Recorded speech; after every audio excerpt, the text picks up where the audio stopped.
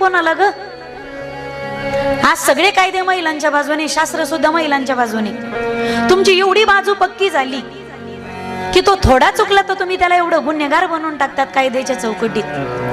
पण त्याच्यावर जर अन्याय झाला तर त्यांनी सांगायचं कोणाला? मनात ठेवून ठेवून ठेवून ठेवून मनोरुग्ण होण्याची वेळ येते काही काही पुरुषांवर.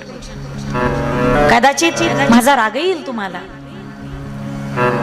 पण मी बोलते आज त्या पुरुषांसाठी. अनेक काही पुरुष आहे ज्यांना कौटुंबिक हिंसाचाराचं बळी बनावं लागते.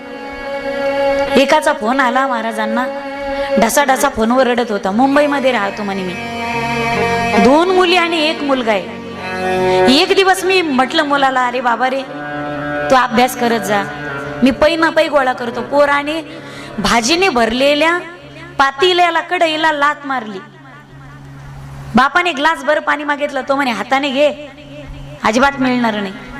पोरींना सांगायला गेलं ना तर पोरी ऐकत नाही, आणि बायको तर कवडीची किंमत देत नाही. एक लक्षात घ्या, तुम्ही तुमच्या नवरीची किंमत पोरा बाळांसमोर ठेवत असाल तर ते सुद्धा बापाची किंमत ठेवतात. तुम्ही त्याला अरे तुरीची भाषा करत असाल तर काय ते लेकरं त्या बापाला किंमत देणार आहे? अक्षरशः तो माणूस ढसाढसा रडत होता. अरे मुंबई सारख्या शहरामध्ये 20,000वर मी रात्रंदिवस काम करतोय. काय होतं 20,000मध्ये? मुंबई सारख्या शहरामध्ये बायकोला पोसायचं, बरं बायको मनासारखं वागत नाही. त्यांना फक्त मी पाहिजे म्हणे, पैसा आणतोय ना म्हणून तू फक्त काम कर ना, आम्हाला घरात खाऊ घाल, बस. तू फक्त बैला सारखा राब राब राब.